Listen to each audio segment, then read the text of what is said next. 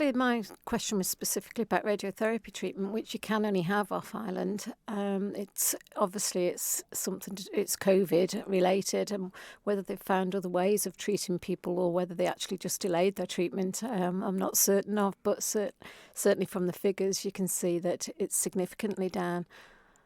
So as you say, this is a treatment that's only available off-island, so perhaps more a question for the health department. But what happens if they can't have that treatment? Well, that's obviously, my first question was to get some of the information and the detail.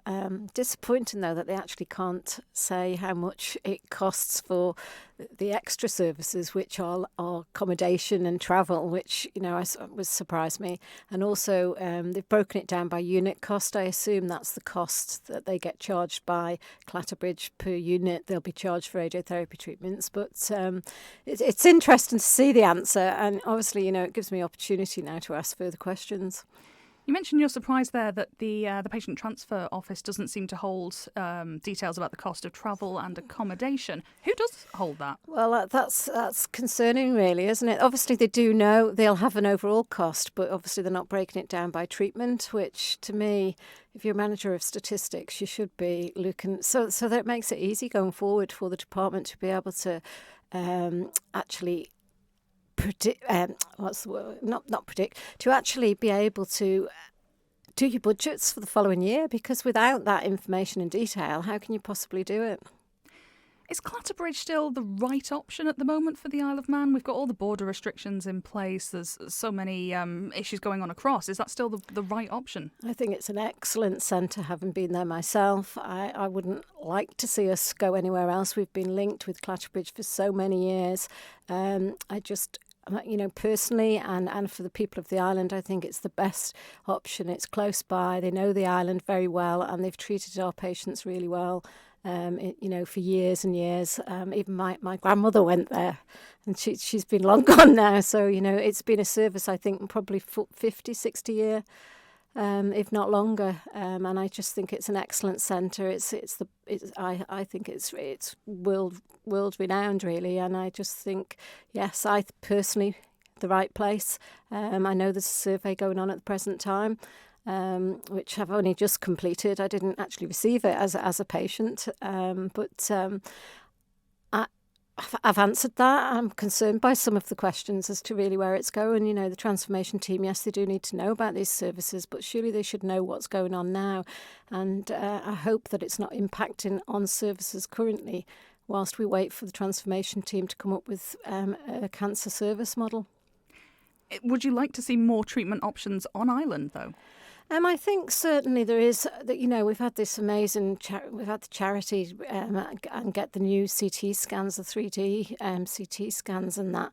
I think it is stressful for people to travel off island, and obviously older people. It's a long day. But I think what we really need for everybody is the best treatment, and if that's delivered not on island, I think that is the best option. We've got to give everybody the best opportunity for the best treatment in.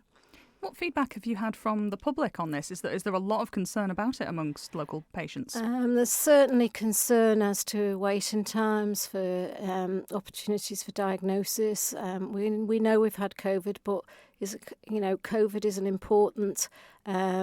It's a life, but so is a cancer life. And I've said all along, all the way through COVID and through the debates, we have other people that are ill and they need to be treated as well. Hopefully now, obviously, we're seeing the second wave in the UK. It is concerning. I've asked questions with regards to continued treatment availability, and the health minister's assured us that they do their best to make sure that the spaces are available. But obviously, it's down to the individual hospitals.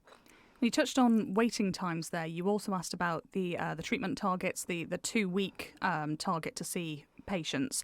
That seems to have been dropping over the last couple of years and has now dipped under 70% of patients being seen within 14 days. Are you concerned about that? I'm very concerned about that. We can't blame COVID for everything. It was a 3-month period, really. I know it's taken a lot longer to get services back online. That's a target that we should be aiming to meet for everybody, to give them the best opportunity. Everybody's aware that the best outcome with cancer is to find it and treat it quickly and early. So. And this data as well seems to suggest that more patients are being referred to the service. So does there need to be more resources there? That was interesting, actually. They only give 1 month's statistics, and I did wonder whether they were playing with statistics there. That might be the highest month this year. A lot of people perhaps didn't go to their GPs to get referred, with the lockdown and with the concerns about don't put pressure on the health service.